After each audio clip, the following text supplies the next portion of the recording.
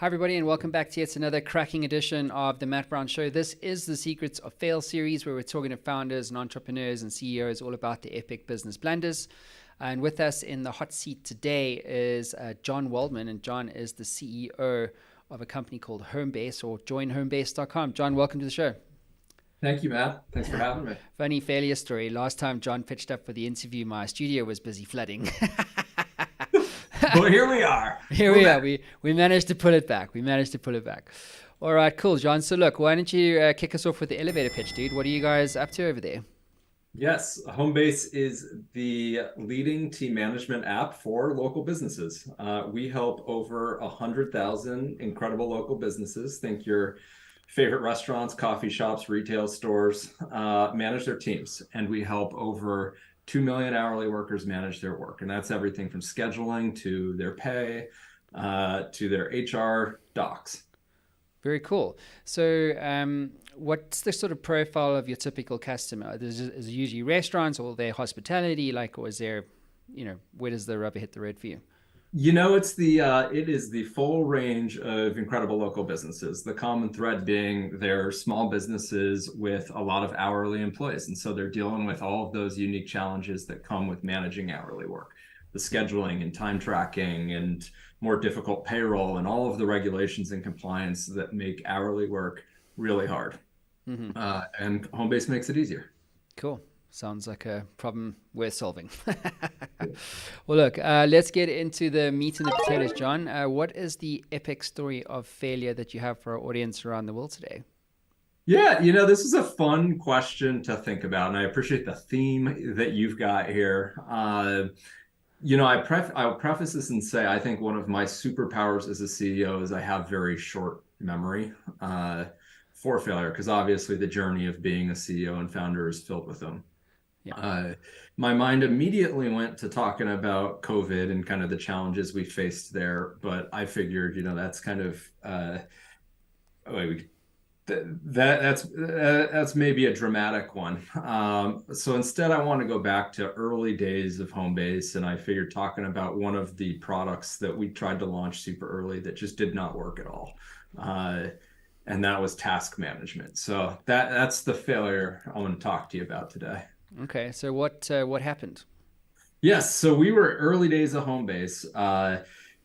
In those days, working very, very closely with a handful of local businesses. The reason I started this company is because I know a lot of local business owners and knew a lot of people who were building and managing restaurants and other businesses. Good friends from growing up owned and ran restaurants. I was here in the Bay Area, working with friends down here. And the initial version of Homebase was around scheduling and time tracking, and then task management. And we were working with probably at this point a couple of dozen businesses, still very, very early on prototyping and building products. And scheduling and time tracking were clearly working and really helping these businesses save a lot of time and making work easier for their team, accomplishing everything that we wanted to help them accomplish. The other request that we were getting a lot, and I'm actually wearing, one of the t-shirts here, in our goal of kind of eliminating paperwork was the task list. You go into a lot of these businesses and what you'd see on the wall is the schedule, you'd see where people are requesting the time off, and then you'd see the tasks. And so we wanted to digitize and bring all of that stuff online. Had absolutely no success building a task management tool for even a couple of dozen customers.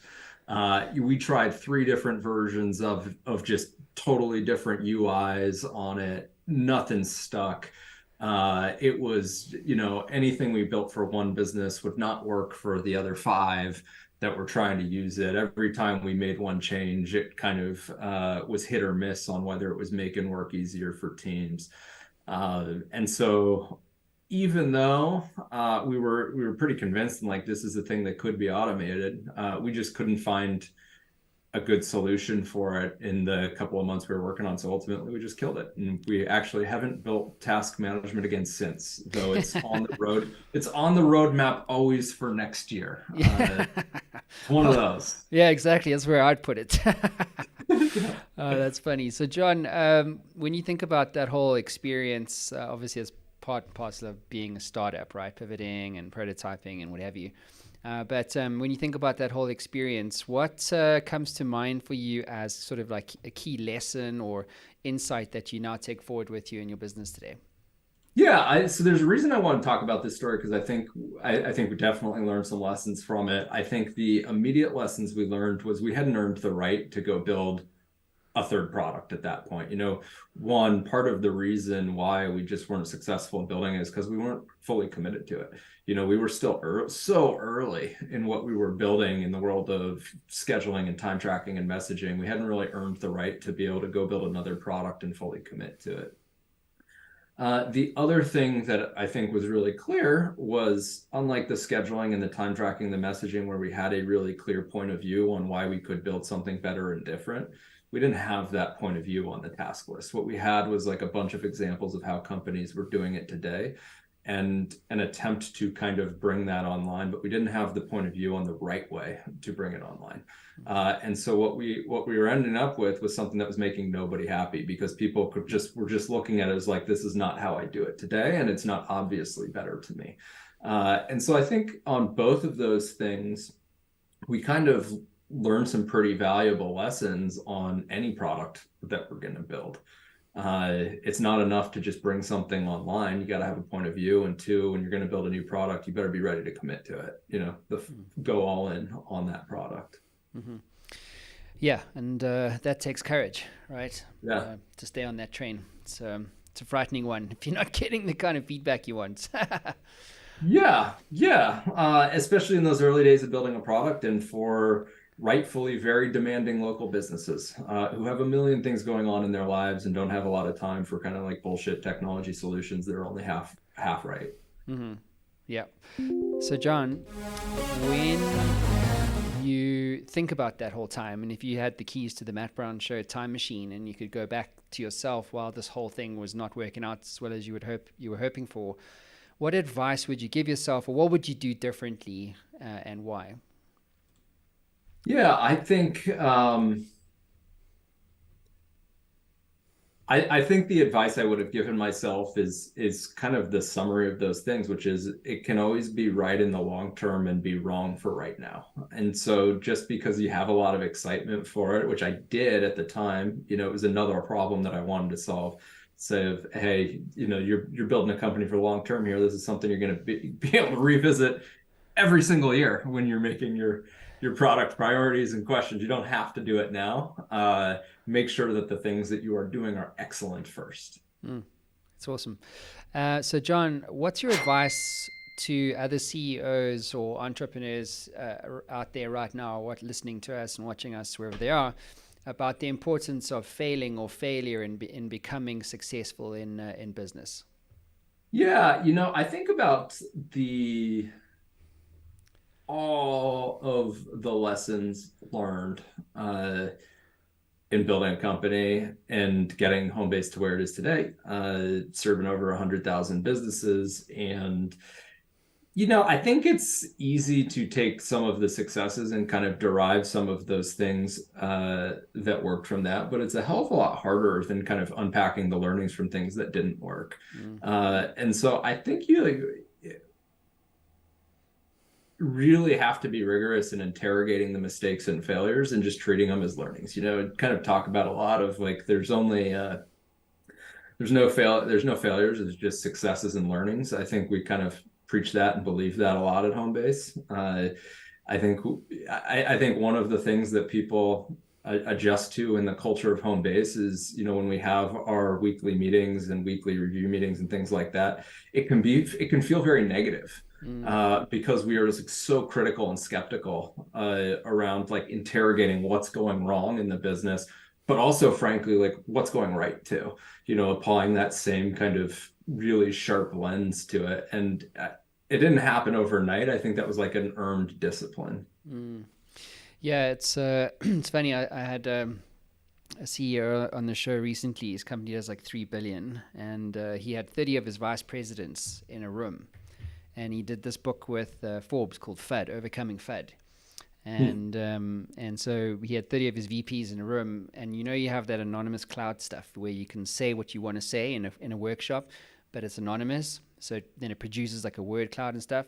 And the word cloud was like failure, fear, doubt, all this stuff. And this is like 30 VPs, and people are like, holy shit, how do you get like a culture, like a leadership team to get comfortable, like really comfortable with the idea of experimenting and failure and all this kind of stuff? Because it was amazing to hear that, because when your whole leadership team is struggling with this stuff, then what does that mean for the opportunities that your business could unlock if they, overcame themselves, so to speak? Yeah, and I think it's such a hard thing for a founder to do. I think by the nature of a founder, you start a company because you're optimistic, because you see so much opportunity, because you believe in the impact for change. And I think that was part of that early lesson for me of like, how do I moderate that for myself as a founder? Because I want to go do everything right now, all of the time. And learning how to translate that into more focus, and into a longer term time horizon, I think was part of my learning through that specific failure. But I think is part of that longer term view as well, which is how are you getting people comfortable with failure? It's like, well, it's not long term failure. The reason why we're comfortable with short term failure is to prevent the long term failure. And you've got to be super comfortable with that. Yeah. That's a good point. I might put it in the book. That's coming out, because that's the whole thing with this, right? I mean, the show, the series has always been about just, making people aware that it's necessary, to fail. And so when the book comes out around my birthday at the end of this month. Congratulations. Yeah, thank you. Yeah, it's I've got so much content. It's going to be epic. And and you guys are going to be amazing part of the launch and all that kind of stuff.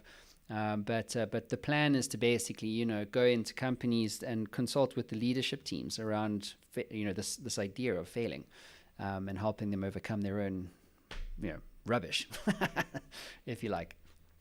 Yeah, so I have a great mentor who kind of introduced this framework to me super early on, which is kind of a 2x2 matrix, and it's kind of like a works like looks like. The point when you're building products, it's not a straight line. Sometimes you're kind of iterating through those two dimensions. And point being of like, you can be really right on one dimension and feel like you're failing completely on another dimension. And it's not that you're failing, it's just that you're growing. And that's part of the journey of development there. And so I think there's a lot of times that, that development is hidden in the failure, but it's actually that journey there. It's the iteration. It's the stock market graph rather than the hockey stick, right? Yeah. You hear lots of folks say that of like, there's no such thing as like a hockey stick graph if you zoom in close enough. You zoom in close enough on anything, and everything is just kind of a series of breakthroughs and stall outs and growths and new discoveries and failures and things that didn't work. Yeah, that's very cool. Tell me, John, what about books, tools, or resources that you recommend? Yes, as anybody at Homebase would tell you, I read a lot of books. I'm a big believer in that. As a leader, and as anybody who wants to get better in their craft, give a book out to everybody at Homebase every year. So I can just tell you some of the books that I've given at Homebase. You will see kind of where my heart is at. The book that I gave everybody at Homebase this year is Unreasonable Hospitality, by Will Guidara. It's an incredible book about the story of him building 11 Madison Park, but it's really about hospitality. It's about kind of bringing a hospitality mindset to any business, and demanding excellence and what that takes. If I turned off this fake background, you'd see lots of other books that I had given out. I think about Unreasonable Hospitality as maybe a sole companion to one of the first books I gave to everybody at Homebase, which was Danny Meyer's Setting the Table, which is also about kind of hospitality. But the book I gave last year, and this is a fun one, is Disney's Land. I'm blanking on the author, but it's about the story of creating Disneyland. And that two is a story in a different way about having unreasonably high expectations and about an attention to detail in order to create magical experiences. And I think as company builders, that's ultimately what we're all about, what both externally for our customers as well as internally for our teams. That's awesome. Richard Snow is the author. That's the one. Yep. Great book. Awesome, brother. Well, look, congrats on all your success. You've built an incredible business. It sounds like you're an amazing leader also. Yeah, man, this concludes your time in the hot seats on this series, brother. Appreciate you for coming on. Yeah. Thanks for having me, Matt. Glad you're all dried out and that we could do this. You know what? I sat with a wet shirt for 3 hours after that. Doing shows, just training, just basically, yeah, because there was nothing I could do. I was in back-to-backs. I wasn't going to lose another one. Oh, I'm so sorry. Well, I'm glad you're all recovered, and I'm glad we could do this. Appreciate you, brother. Thanks, and everybody else, we'll see you again soon. Cheers.